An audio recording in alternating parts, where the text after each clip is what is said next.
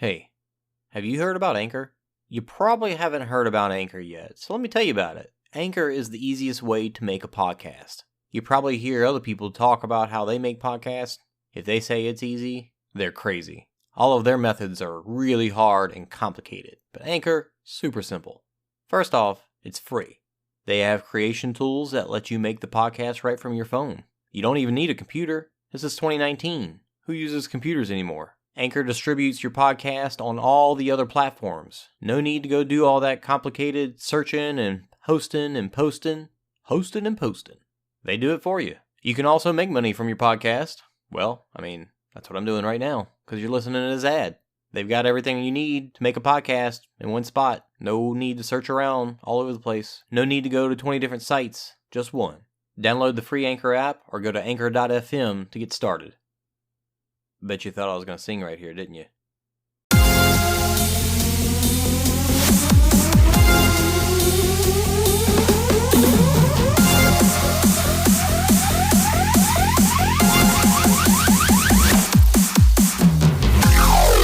Are you looking for the hottest news out of the obstacle racing scene?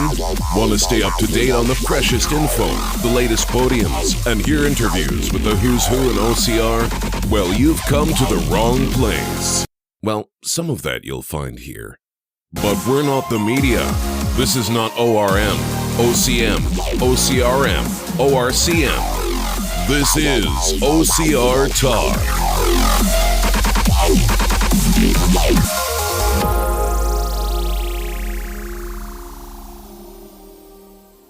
Hello, this is Jason Dupree. And I'm Anna Landry. And you're listening to episode number 14 of OCR Talk. This is the big battle race review or Recap. Yeah. And that's I think that's pretty much all we're going to talk about this episode since we just recorded last week, which will be, I think, a record for us. Yeah. This is pretty soon. 2 weeks in a row. Yeah, 2 weeks in a row. That's not even. Does that count as a streak? Is that a streak? Yeah, but it'll be over after this. Yeah.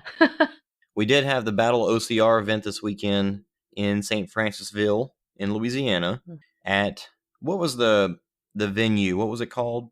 Or they have another event there. Right. It's private property, but it's where they hold the Red Bug Hill Challenge 5K. So I'm not sure around what time of year. I think it's actually just passed maybe a couple months ago that they had the event. So it's an event every year.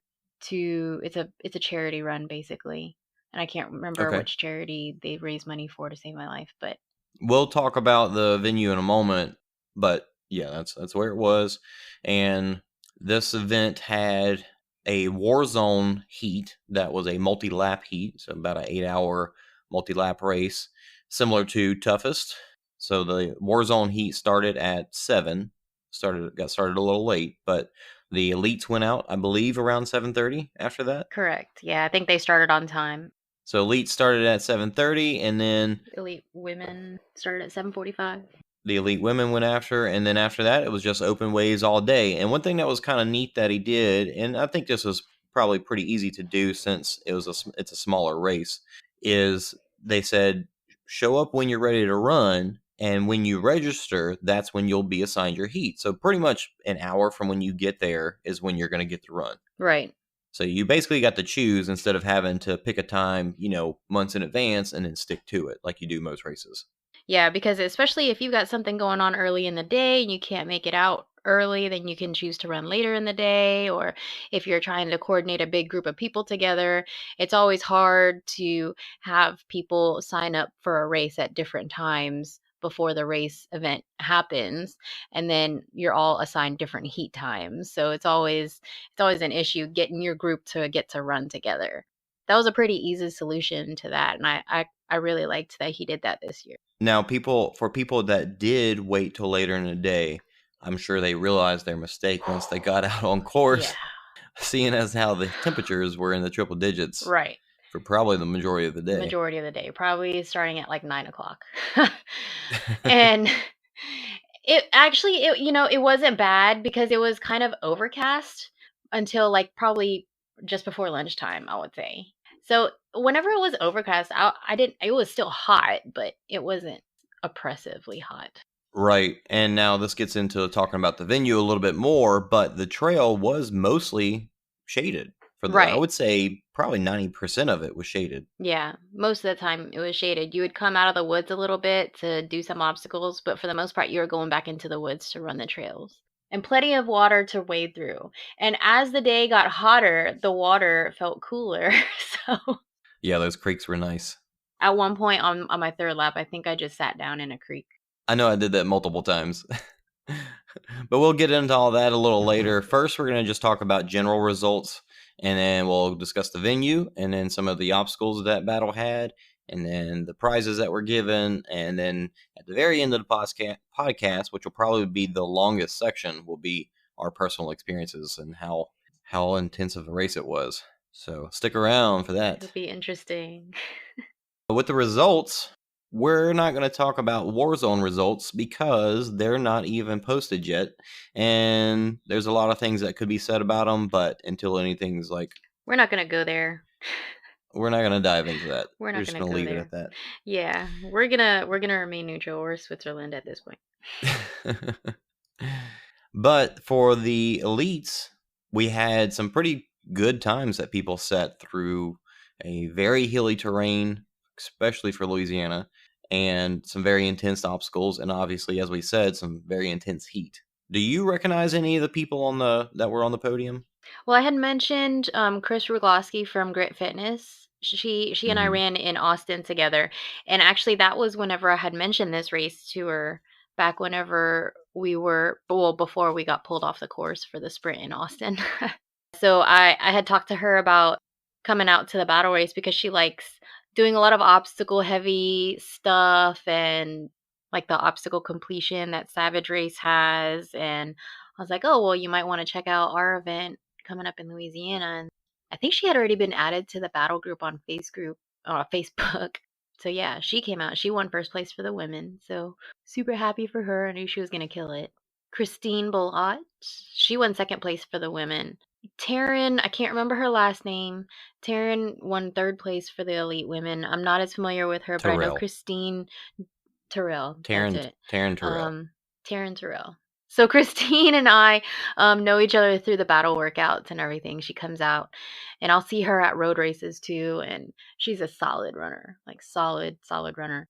Yeah, congrats to those ladies. They put down some pretty quick times. An hour 18 for Christina, an hour 29 for Christine, and then Taryn had an hour 35. Definitely, they put in some work to get through that fast. Yeah, and get through that course without getting lost and staying on track for the most part. Yeah, that was a challenge in itself, which we'll discuss more. But the guys, Luke Bosick was from, according to Athlinks, from Virginia. Really? Interesting. Yeah. Luke Bosick did it in an hour and 2, just under an hour 3. Wow. Yeah, so he must have been blazing. He must have been flying. I want to say he's come to a battle race before, or maybe a Walker Higgins trail race or something. For whatever reason, that name sounds familiar, and because he's out of town, like it almost is a little familiar to me. Maybe he came to Mandeville last year or Baton Rouge last year. Hang on. So trying to look him up on Facebook, and I see a post looks like from a World's Toughest Mudder group, and they were talking, Okay. and they're talking about Luke Bosick and Trevor Sykos in the same sentence. So, Oh, there you go. I knew that name sounded familiar. I know. But I can't find him just like, just a personal profile. Actually, I bet his race results will tell us a little bit more. Exactly. Check out his Athlinks profile. Yeah. Luke, Jason is stalking you. Yeah. This is how Matt B. Davis does it. He just goes on Athlinks. He just kind of goes in. Not until he starts his episode. Exactly. We're improvising. I do see World's Toughest for 2015, but not 16 or 17. Well, he might have unclaimed results still. Yeah, that's true. It does show 18th in 2015 at World's Toughest Mudder. Wow. So that's pretty intense. Glad he made it out, and glad he got to crush some people. All right, so he was first. Dennis Cochran in second at an hour and 8. Dennis is from Mississippi, and then Francis. Oh, Francis Steeb. Yes. Steve. Francis So Steve. he is also on the Ultra Red team with me on as an Ultra ambassador, and that kid is fast. Yeah. That Beast for a Day trail race that Walker Higgins puts on. I just remember he was doing the 12-hour ultra, and he was on probably lap, I don't know, 7 or something like that by the time I started my first lap, because I had signed up for like the 6-hour Mm-hmm. race, and yeah, he's legit. He's Nice. fast. Well, He's a congrats to him. solid runner. I Yeah, mean, says he's 25 years old. yeah, he's fast. That's all I can say. That's all I can say. But yeah, he's Louisiana kid. Yeah, So that's awesome. from Baton Rouge. Yeah. Now, other people that were out there, Mac Rush was out there, as we said before. Not sure why his results aren't showing up, but apparently he put down a pretty decent time too. Yeah, he put down a pretty decent time. I think an hour 17, something like that. But yeah, what's most impressive about that is that he is, if you saw him on TMX this past weekend or the weekend prior to, you know that he's not a distance runner. He doesn't train to be a distance runner. And me and you know better as far as Sid's 3+ mileage on his courses. So it could be anywhere from like 3 to 7 miles, but like, And in fact, it was about 5.5. right. It was about 5.5, if not, well, yeah, about 5.5. And so, yeah, so his running ability is definitely coming along too. He told us, previously that he'd like to train to run a marathon at some point, probably here soon, probably next year. So might start training to do some distance running, or at least longer distance than, just the mile or 3 miles that, some of these shorter races are. That's cool. That's cool that he made it out, and I'd be curious to hear what he thought about the race for sure. Mm-hmm. And on top of that, we had multiple people come out from Texas, from the Lone Star Spartans group, which was really awesome. Yeah. Victor, Martinez. and Carlos, and Thomas was in Warzone with us. Mm-hmm. So Juan Campa, Mac Armstrong, Carlos. I don't even know how you say Carlos's last name. Carvajal. Carvajal, is that it? Mm-hmm. That sounds right. No, April's shaking her head. Carlos Carvajal. I'm sorry if we're butchering your names. It's just... Chris Rigolowski. Mm-hmm. From Texas too, which is pretty sweet. Yeah. Matt Gambino and Victor Martinez. One of the cool things I just noticed, somebody made a great post in the Lone Star Spartan Facebook page that actually called all these people out, and said how well they all did, because Lone Star Spartans had a great showing on the podium at this race, Correct. which was pretty awesome. Yeah. Particularly in the age group bracket as well. Mm-hmm. One thing that I just noticed, Juan standing on top of the podium for his age group win, is wearing one of our OCR Talk shirts. Nice. Shout out. So we did get our shirts in this weekend and got to pass a few of them out. Those of you that were lucky to be there and snag one, wear proud. Yeah. Oh yeah, and shout out to Mac Armstrong that totally approached me after the race and was like, "Hey, OCR Talk." Yeah. I was pushing to listen to y'all's podcast all weekend long. So that was super cool. Got to meet him, and yeah, it's always nice to meet a listener. Yeah, really awesome. We're gonna do something with the rest of those shirts and maybe give them away in some kind of giveaway or something. We are out of mediums already though, because we had 5, so they're all gone. That's all right. But those of you, particularly those in the XL sizes, if you want one, message us and we'll figure out a way to get you to win a giveaway. There you go. It's so hard for us to talk about the results on the elites and the age groups. Now, I will say that the age group awards, that's something new that he started for this race. So I thought that was pretty cool, that he had age group awards, and like a lot of people could go home with some bling. But yeah, and speaking of which, their trophies were not. It was not a plaque. It was like a big metal Middle battle shield. shield Mm-hmm. that somebody had welded together. I don't know Right. exactly. I didn't get my hands on one, so I didn't see how weighty they They're were, but they super look heavy. pretty heavy. I have mine from Mandeville from last year, and it's just just as heavy. I had tried hanging it on my wall, and I don't know if I had gotten it in a stud because I came home one day and it had fallen off my wall. So super heavy. Nice. So it's just now politely standing and leaning up against my wall on my dresser. So it can't go anywhere. So the venue itself was, I thought it was a really cool venue. It was way out of the middle of nowhere for Right. sure. I mean, it was even 20 minutes from St. Francisville, which most people when they think St. Francisville, it's out in the middle of nowhere. Yeah, because that's where Warrior Dash was held whenever it was in Louisiana before that big debacle happened. But yeah, it was about 20 minutes away from that park.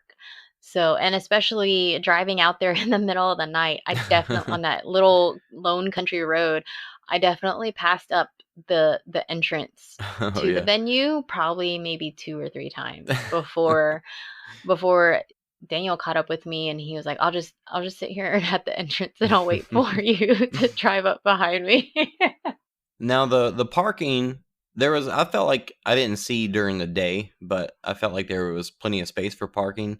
But it was a little bit of a walk to the venue. Now Right. anybody that's been to a lot of races probably knows what a long walk to the venue is like, and sometimes that's what you got to do, sometimes you don't. But I think it was just the heat that made that walk extra.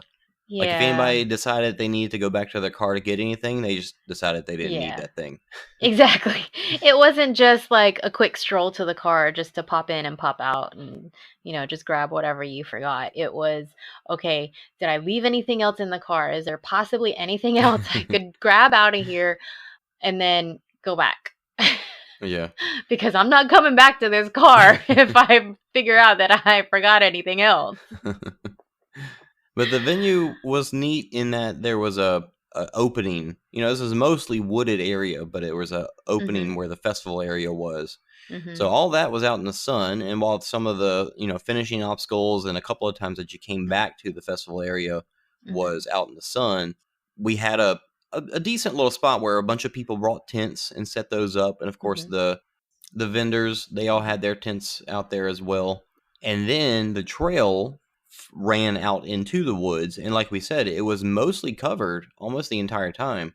So Right. sometimes you were running along what looked like a predefined trail, and then other Mhm. times it was you were running along the creek or just up a slope or Up the ravines or just something. kind of through the woods where they decided to put some flags at. Yeah. Yeah, there was definitely no shortage of hills. And I mean, I would say probably 50% of those inclines, you're having to do like a pretty good bear crawl of those inclines because there was no way you're like upright and running. For sure. That was some of the steepest stuff I've seen in Louisiana. Yeah.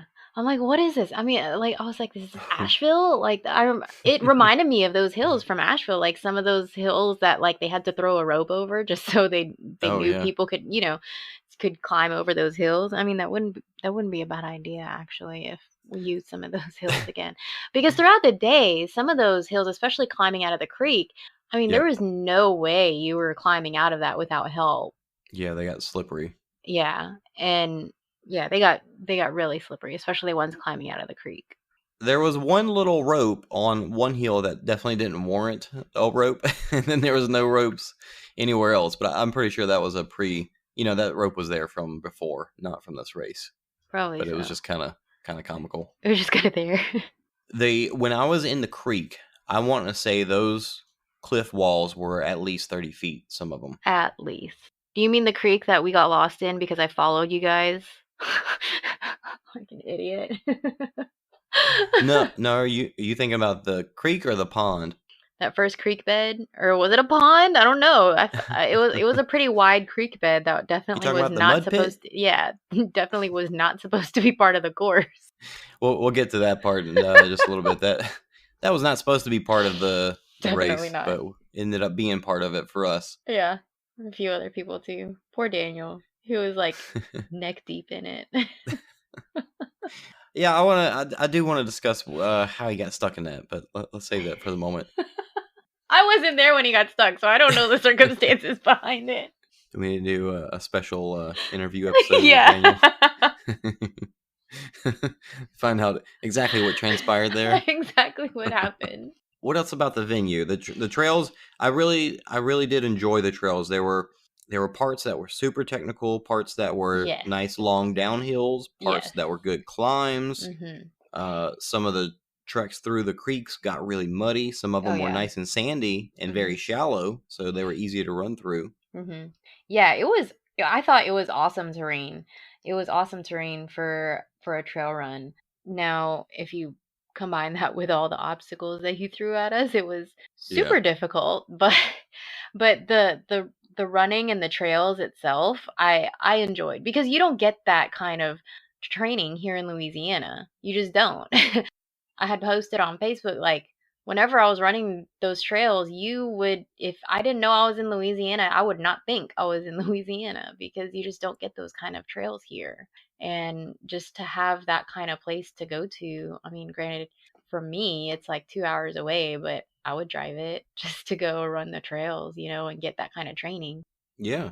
Other than it being out of the way, I thought it was a great Right. venue. Oh, yeah. I loved that venue. He really found himself an awesome venue to have events at. I think he could do a lot Yeah. with as much land as that property is on and everything, and I think it's got a lot of great potential if we can continue to have events there. I mean, the heat killed everybody off. Yeah. Everybody that was when you were in the trails, it really wasn't bad. You were still like just sweating to death, but when you Right. came out into the sun, it was. I mean, it was soul breaking. Yeah. Yeah, even just coming out of the woods that lot to the last little gauntlet of obstacles, and that last little stretch of obstacles was probably what, about 100 meters, and with all those obstacles squeezed into that short distance, by the time you made it to the end, you're like, no more. Just throw me over the warped wall, throw me across the finish line. I don't want to move anymore.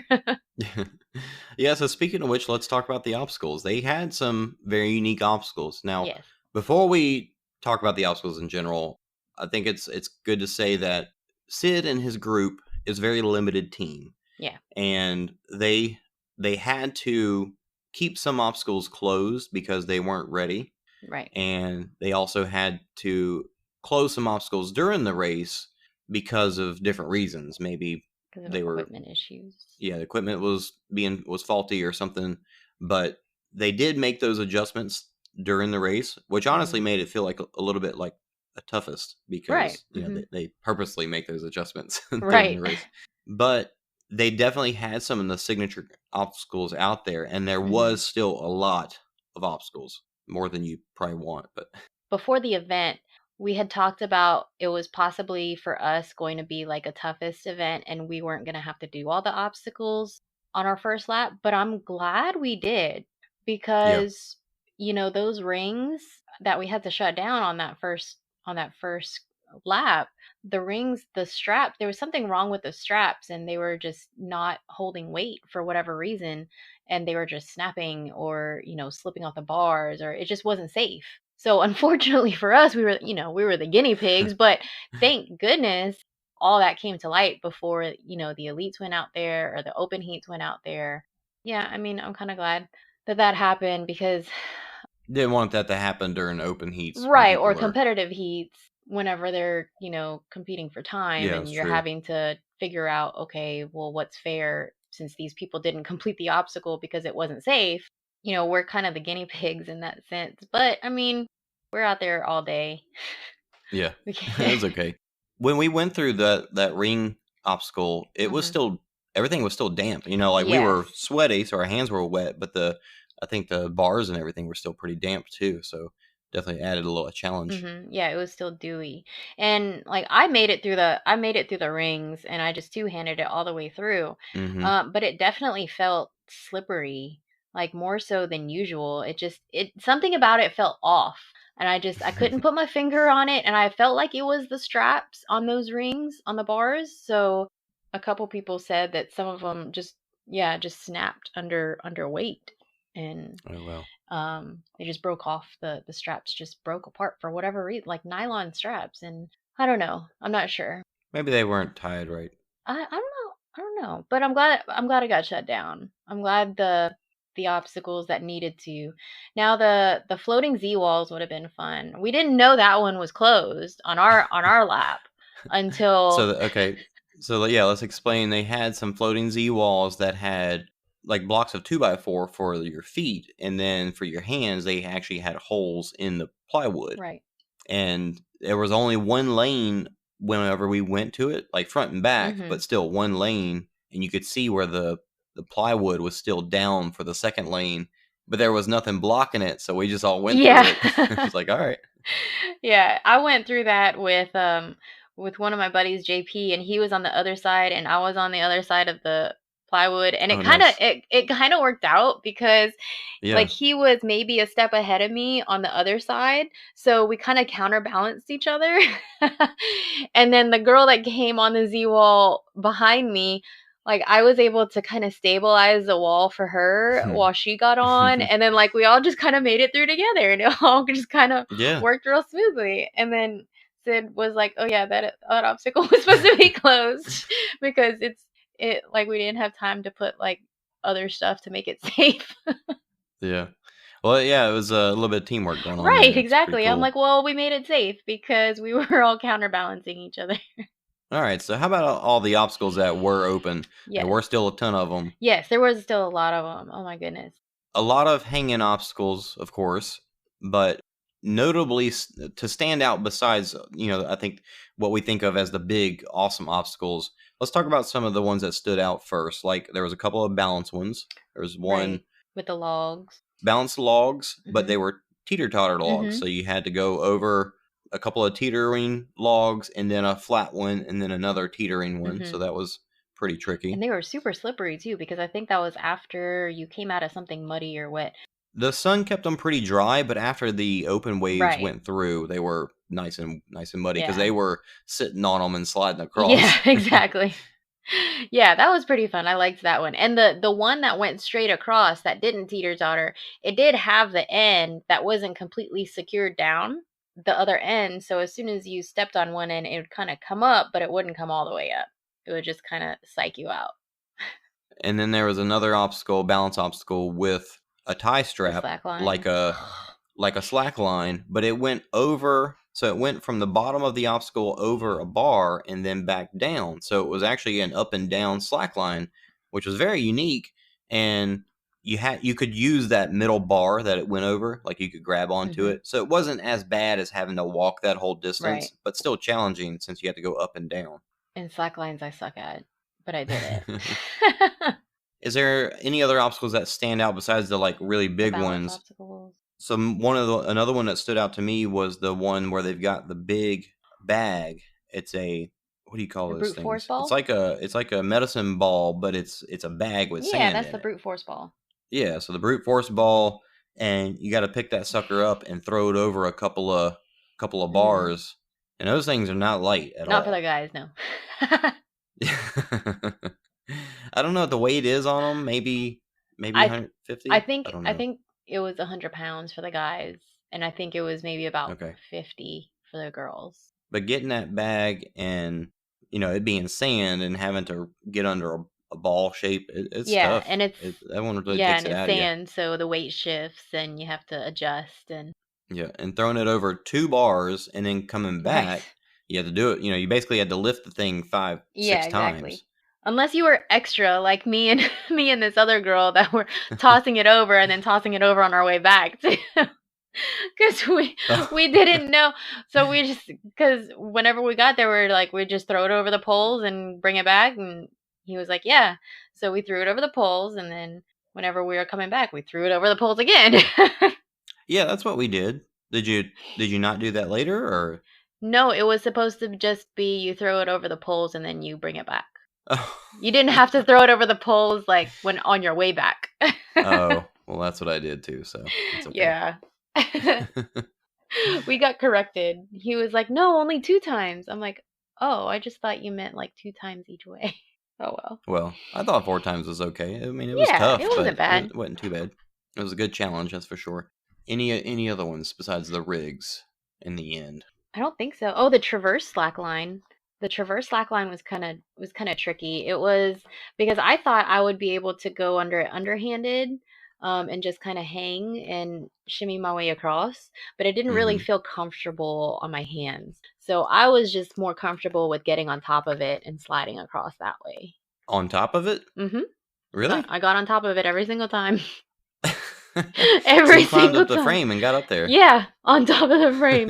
The first time was terrifying because I was like, "Oh my gosh, I didn't realize how tall this thing was." But Yeah. yeah, I got on top of it every single time. I tried the first time I want to say, yeah, the first time I did about halfway underneath, and I wasn't wearing my compression socks, my long mudgear socks because Uh-huh. of reasons. And yeah, it didn't feel good on my legs without my socks like that, so I just got So up you on. were hanging, but you also had your feet hooked over it. Right.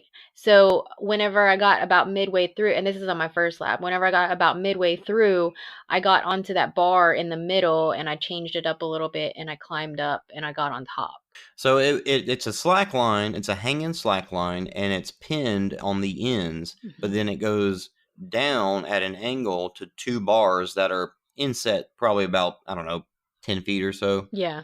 from the ends. Hmm. So it has that putting pressure on it. So it keeps it pretty tight. Hmm. Now, when you hang on it, it pulled a little bit. Hmm. But yeah, that's what I did is I actually turned to where my head was going, into the obstacle and did it just like a rope traverse Right. and had my feet hanging over it. And the reason I turned around is because when you're going up on the incline on the end there, it was tough. Like my first lap, I started going feet first, and Hmm. it was tough to go uphill feet first. Yeah.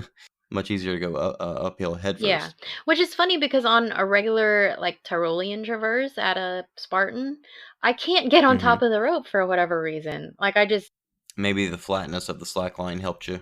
But the slack line, I don't know if it's because it's flat, but yeah, I was able to get on top of that one okay, Hmm. and make it across, no problem. Okay. There was a tip of the spear style, um, like a slanted board, piece of plywood Oh, the that you had to Olympus traverse style. across. Mhm. Yeah, Olympus kind of. They had ropes hanging down, Mhm. and so it was two boards, two pieces of plywood long, and then there was a pipe traverse in the middle between the Mhm. two, so about another 8 to 10 feet there, and Mhm. then two more pieces of plywood long down at the end of that. Mhm. And to do that the whole way, I don't know if you were not supposed to touch the frame. The first time I didn't, and it like I felt like, man, I don't know if I'm gonna be able to complete this later. Mhm. But later I just used the frame because nobody said anything, and it was not too bad. Oh. Yeah, they told us they could use the frame, our feet just couldn't touch the ground. Like at the ends. Yeah, At the ends. Our feet just couldn't touch like the top of the wall, and yeah, our feet couldn't touch the grass. At the end of the plywood, we could use those little, scaffolding rings on the frame to get on the pipe, but we just couldn't touch the ground. yeah. And actually, that brings into you're talking about the frame, the scaffolding. Mhm. That's definitely a difference with Sid's races, as I think it's probably cheaper on his part to buy all the scaffolding and then be able to recreate all these different Right. configurations, because it's just metal pipes, with that hook into each Mhm. other all these different ways, and then he's got the pieces of plywood U-bolted into Mhm. those. So there's definitely unique setups for his obstacles solely based off of that. Like even the walls where there was and this another obstacle, a 4 foot wall, a 6 foot, and That 10 and a 12-foot quote wall was 8 foot wall. not 10 and 12 feet. It was not 10 and 12 feet. I have the worst bruises and scrapes that I've probably ever come away with from a race because of those walls. Those walls are terrible. So yeah, it was 4 walls in a row, and I know Sid said that third one was 8 foot, but I couldn't jump up and touch it with the tip of Right. my hands. So I know it had to have been over 8 foot because typically on those 8 foot walls at Spartan races, I can get those. Run and jump up over them or on top of them anyway. So did you guys end up using the get help, or did y'all use the frame to help get over that? I used the frame. me and Zach and Lance Johnson were at that together on the first lap, and Lance, like, we all got over it together. We all worked together to get over it, and then afterwards, Lance said, "All right, let's just be in agreement. We can use a frame on this after this because nobody said anything. And if we get here by ourselves, then you're gonna be stuck." Yeah. Because even running and like putting your foot on it and jumping and leaping, Yeah. I could get my fingertips up there, but I mean, it's just too short to be able to do that stuff. That and the bolts on the backside, you had to be really careful because the bolts Careful coming down. holding the boards on the back side of those walls, they were sticking straight out, and like they needed to be shaved down or cut or something just so you wouldn't catch on those bolts. Right. Because I think that's part of what like bruised me and cut me up and everything like that. That and like the top of the wall, of course. Now the last wall was pretty cool, whereas it wasn't just a straight up 12-foot wall. There was framing at the bottom, so you could step a little bit on that. But then there was a rope hanging down, so you could step up, reach the rope, and then you did have to do like a straight up, wall climb with a rope. Yep, to get up to the top of that, and then another rope to get down the back. So that one was pretty good and challenging each time too. Yeah, that was cool. I liked that little change on the walls. I can do walls. I just don't like them. I just don't like walls. Especially having to do them 15 times or whatever. It gets tiring. And then my legs look like terrible the next day. I feel like it wasn't long after that there was a dunk wall in a pond. So there was one pond that we got to get in. And that water was nowhere near as cool as the creek water, but it still felt nice. No, it was not cool at all. But there was a dunk wall and then a fence, basically another dunk wall. So you went under twice and then swam around the edge of the pond and then got out on a slip wall, which it was trickier getting out of the pond to get on the slip wall than it was to do the slip wall. Yeah, it was. Because that getting out of the pond, there wasn't really much to step on, especially as the day went on and more people just kept trampling through there. You didn't have good footholds coming out of the water. After my first lap, I just figured to just get out on the edges and just use the wall to get out of the water. Like grab the edges of the wall and just kind of pull myself out, will myself out of the water. Before the walls, there was a neat kettlebell swing obstacle where you had to throw the kettlebell over a bar that was, I don't know, a good 8 feet away or so. And then you had to pull it back. This one was cool because, like, as I kept doing it, I realized if I pull on the rope at the right time, the kettlebell will swing on the way back, and I can just yank it, and it would flip back over. Yeah, just snatch it back, and it will come flying over. Now, what the volunteer failed to tell us was that there was a 10-foot side and an 8-foot side. Oh, so it was for longer distances, too, as well as heavier weight? 2 different distances, yes. Okay. So the one, whenever you approached it, the one on the right side was a 10-foot distance, and the one that on was the men's side. Yes. So the one on the left side was the 8-foot distance. And I thought, the volunteers didn't know any better, and so I asked him. I was like, "Is there a certain side?" And he was like, I don't know." And so I'm like, "Okay, well, I'll just go to the one that everybody's going to." So I just went to the one that everybody was going to. And I couldn't get it. And then I just turned around and I tried the one behind me and I got it on the first try. So. Wow. Yeah, you're definitely not the only lady that had that issue. No. Nope. No, because whenever I came through later during some of the open heat laps, I'm like, these are shorter, right? Did they tell you that? This is the ladies' side if you didn't know.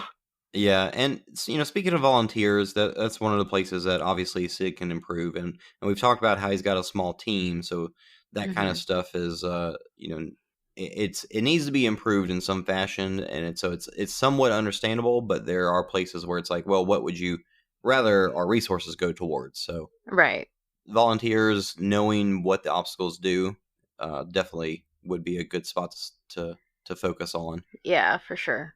Definitely. Like a good briefing session before the event. I think it's just that the event was running behind Yeah. to begin with, so there wasn't a lot of time for logistics. So I was talking about this to one of my friends after the race, and we were just kind of talking about how our experiences went.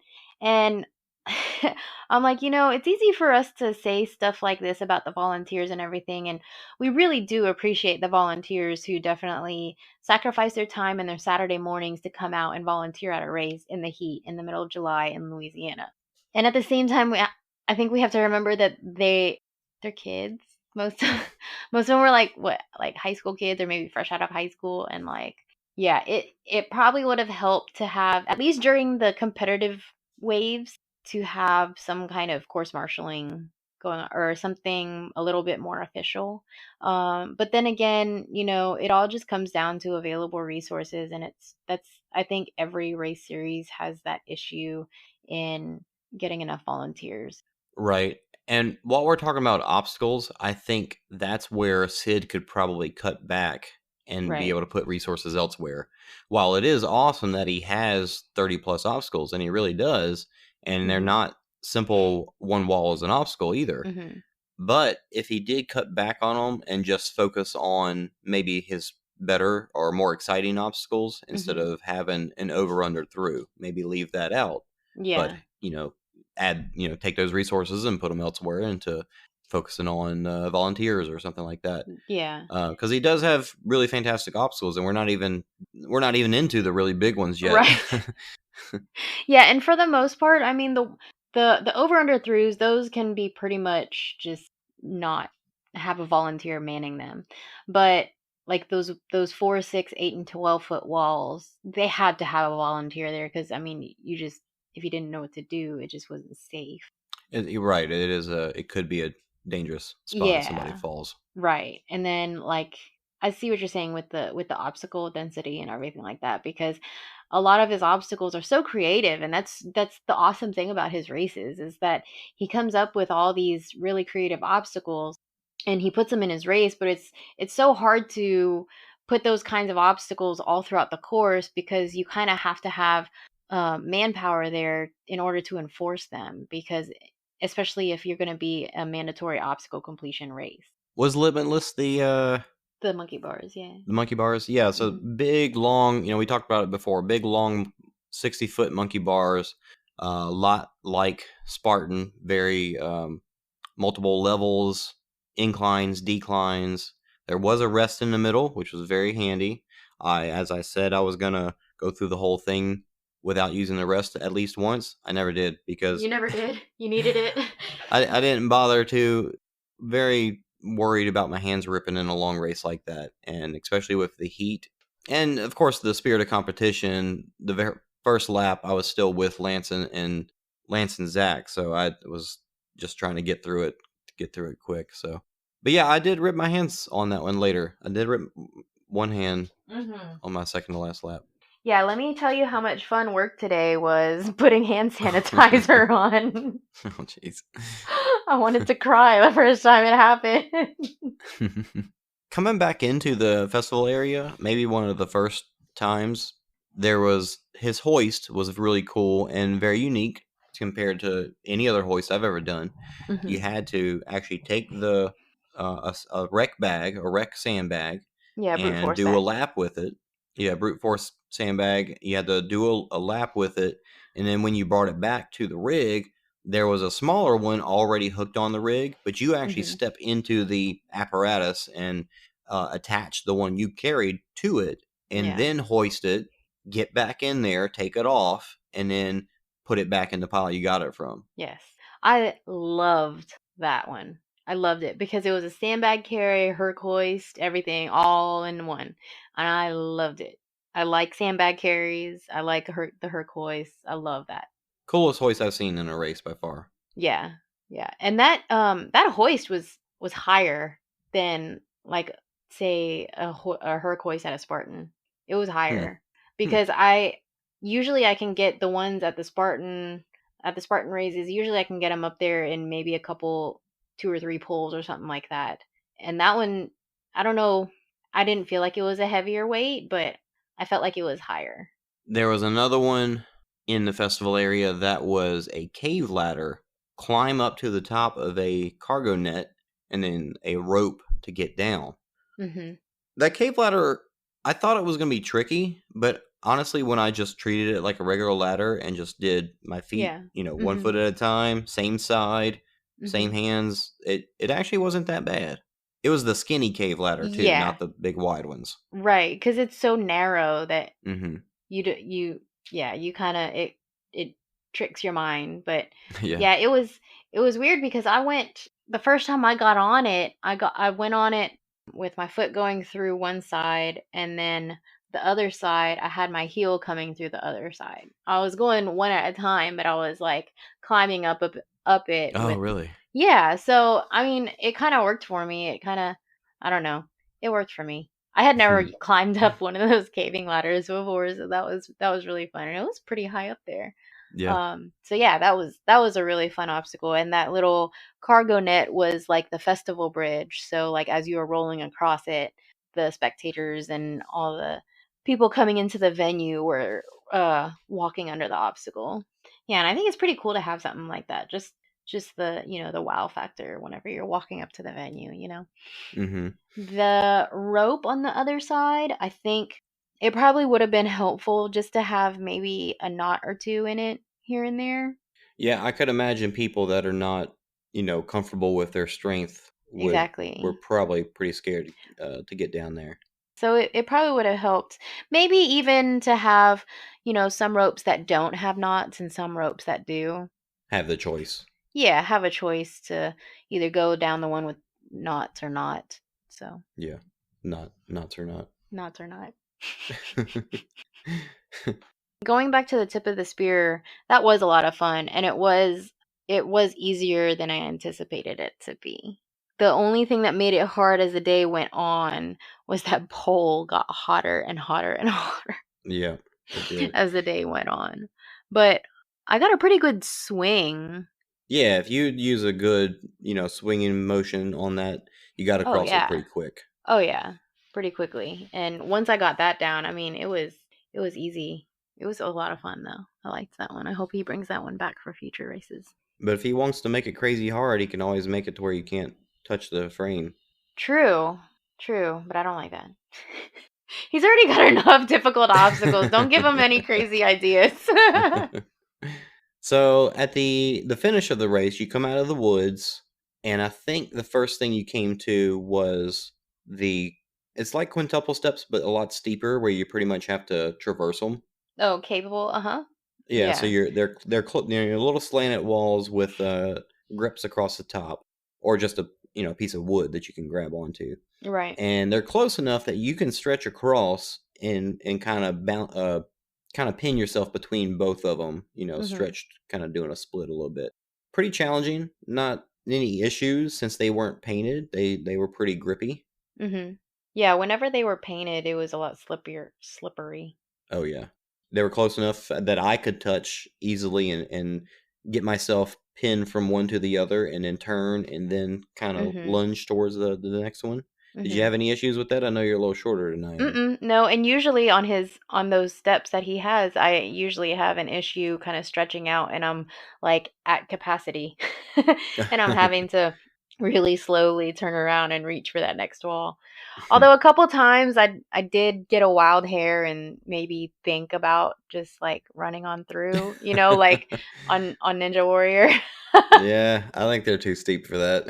Yeah, I think they're a little too steep. Or like I know we did this at NOLA Muscle Park once upon a time, I think whenever we had a workout there or something, and you would like kind of hang on to one wall and then jump and turn around and jump onto the Yeah, wall behind. Yeah. do your But turn while you're leaping. yeah, I didn't get brave enough to do that. That's a good thing to practice though, because you're seeing more stuff like this at different races, especially with Yeah, Conquer the Gauntlet having their new smooth criminal obstacle. right. And it's definitely a lot faster going through that way if you can Oh figure out yeah. how to go that way. But I just wanted to get through it at that point since I could see the finish line. After that was a low rig monkey bar, where it Yeah. was they were flat. They weren't multiple levels, except for in the middle was about Mhm. 5 or 6 bars that were a lot lower. Like if you were hanging from them, even with your, like you'd probably be almost on your knees if you were hanging from them, Yeah. for tall people especially. So you really ended up having to use your feet on those. And Mhm. while I didn't start using my feet on the higher sections, towards the end I did, just because it made it easier. Yeah, going and transitioning from the higher to the lower was okay because you just couldn't get on top of the rig. Hmm. So it started out higher, and me, I'm shorter, so I could just treat that higher portion like it was just regular monkey bars and just kind of hold my feet up. But once Hmm. I got to the lower portion, I had to transition to that lower part, and then I got across okay. But then, like transitioning back to that higher part, it's like Pulling yourself back up. you had to pull yourself back up or like swing yourself up there somehow. And yeah, it was a little trickier getting up to that point. But yeah, that was fun. I think in future races he could do a lot more than with that too. Even if he left it alone, that would be fine because it's still pretty challenging. Yeah, I did like that one. Or like adding rings or something like that or changing it up a little Yeah. bit. I could see it evolving into something more. Yeah, there's definitely other low rigs that have, in other races, that have a lot of crazy stuff in them that he could Mhm. pull from if he wanted to. But Yeah, definitely. after that was the Triumph. Is it called Triumph? The Dragon's Back? Oh, yes, it was Triumph. The Triumph is their Dragon's Back style obstacle where you're leaping from a platform onto a slanted wall with a bar above it so you can grab the bar. And then some people will go over the bar, some go under. I like over the bar myself because I don't like getting myself kind of stuck under the bar and feeling like I've got to, I don't know, muscle myself up that Climb way. yourself up. Like, yeah, it's kind of weird. What about you? Do you go over or under? I went under just because of the size of the gap. I felt more comfortable, and the way I would land on the wall, I felt more comfortable going under the bar. Well, it was the bar to the board was to the next platform was Mhm. further this time, I thought, Mhm. than the last race. And the last jump was definitely further. Yeah, that was a good 10-foot jump, I believe. Yeah, that was definitely further because I made it through the first couple okay. Whenever I came up to it, I'm like, okay, I know what to expect with this obstacle now. Just gonna go through these first couple. And then whenever I got to that last one, I was like, oh, this one's further, and I can really tell it's further. Um, Yeah, it really messes with your mind. And I don't recall hearing about anybody getting hurt. So, there was one person that got hurt last year, but mhm. I don't think anybody did this year. So that was good. I'm pretty sure someone did. I think You can make me take that back. yeah, I think someone did. I think she just slipped on her hand slipped on the bar, I think, and she fell off the wall and landed on her back pretty good. That's the thing about that is you need to have a contingency for if somebody does mess it up. Yeah. And that obstacle does seem like you need to have at least some hay or something down at the bottom. Right. So Something. that's another place where I think if Sid does less obstacles, does 20 instead of 30, that it could put more resources into making the obstacles a little safer when Yeah. it comes to the people that if you do happen to fail, what happens? Yeah, like maybe put some of those rubber what's that? Rubber mulch down up underneath that or something. Yeah, or just, I mean, even regular Yeah. mulch or hay Hay, or something. something to soften Yeah. that fall. If you Yeah. do happen to fall backwards, most people aren't going to fall backwards on that. Right. But if you slip, you're usually just going to slide down it, and then you're catching Exactly. yourself with your feet. You could roll your ankle or something like that. But then after that last big gap, there was a rope swing into a cargo net Mhm. that was pretty good. It was definitely like you had to grab the rope and pull it. You had to grab a smaller rope to Mhm. pull the big rope back to you, which meant that it was actually a pretty decent gap that you had to swing across. Yeah. I'm glad he added the little ropes that he didn't make you jump out to the rope because that was a pretty good Oh distance to yeah. jump out to, especially at the end of that course after doing Triumph. Yeah, I don't know if you would have had the momentum to get to the Yeah. other side even with that. Yeah. Because there really wasn't any place to go Yeah, to for open jump. waivers, that would have been near impossible, I think, for Yeah. some of them. Yeah. And yeah, I like that he added that little rope to pull the rope back to you. Just because I just thought it made it a lot more doable for a lot more people. And especially in that last gauntlet of obstacles where all the spectators are, you want to be able to, like, go through all those obstacles and be able to complete them in front of your friends and family. Yeah. But after the rope swing, you caught the inverted cargo net, Hmm. which you climbed up and over and then back down. And then after you got down, there was just a rope climb right there. So it's like a rope climb right away Yeah. after you've been doing all this other crazy Oh stuff. And gosh. that was not a short rope climb either. No, it was not. It was not a short rope climb by any means. It was much taller. And again, I think for the open heaters, the knots option would be nice. It'd be nice. I know I was able to get up it each time, Yeah. but I know my forearms were cramping on Yes. those later laps. Yeah, I came home and like my hands were cramping. My hands and my arms, like the weirdest thing. Like I've never had parts of my hand cramp before after a And race. I use my feet to lock in a pretty strong J hook too. Yeah. So I'm really not using my arms a ton, Mhm. but even with that, it was just, so much that I was cramping up. Yeah, it's a lot. Yeah, cuz I made it up and like my arms were gassed. I kind of had to hang there for a bit with my foot lock and just like shake out my arms because my arms were just toasted by that last lap. So right after that was some tire flips. And these were very unique tire flips because it wasn't just a tire, it said it was a 200-pound tire, right? Yeah, it's a power systems tire. Okay, so yeah, it had a thing wrapped around it Mhm. that had handles on it. Yeah. So you didn't have the struggles that you typically have getting your fingers under a tire. Right. So what's really cool about those is that it makes me really excited that he has those for his events, because what's really cool about those power systems equipment is that you can practice the tire flips like we did on Saturday, or they also have sledgehammers that you can pound them on. So you Okay. can pound the sledgehammers on the tires. Or if you noticed, it said how high the tires were. They were like 16 inches tall. So Oh, they could okay. also be used for box jumps too. Nice. So it makes me really excited that he has that equipment, because it's a lot of like diverse stuff that he can do with that equipment. Now, the second to last obstacle, probably one of the biggest ones and one of the more confusing ones. Not confusing, but just like, what the heck is he thinking kind of thing. Hmm. His warp wall, nice and high. Yeah. It wasn't like a ninja wall where it was overturned on the top side. It didn't come curve back to you. It was just a straight up at the end, Hmm. but still not terrible. But the thing about it was that it didn't start at the ground. It Yeah. started about what would you say, about a foot and a half, Yeah. maybe 2 foot off the ground. Yeah. Yeah, whenever I first approached it, I was definitely like, okay, how am I gonna do this? Do I want to like run and hop up on top of it and then run? But it was totally doable Yeah. if you started on the platform. So you could run up it and like hop up, like you said, as you're running. Mhm. And that's what I ended up doing and just continue on from there. Mhm. Or you could just hop up on the short platform and basically have a very, very short run up. Right. And I think that's what I saw a lot of people do.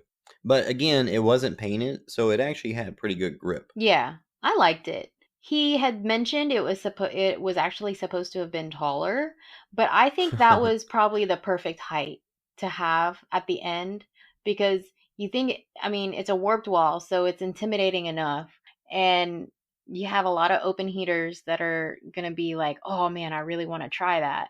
But it still looks Hmm. intimidating, but it's not as difficult to get up as they think.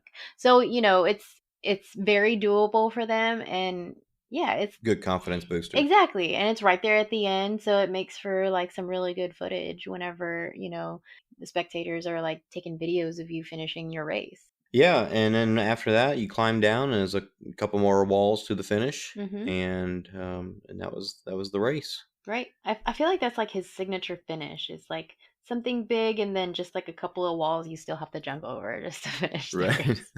I feel pretty confident I'm probably going to break this into 2 episodes already.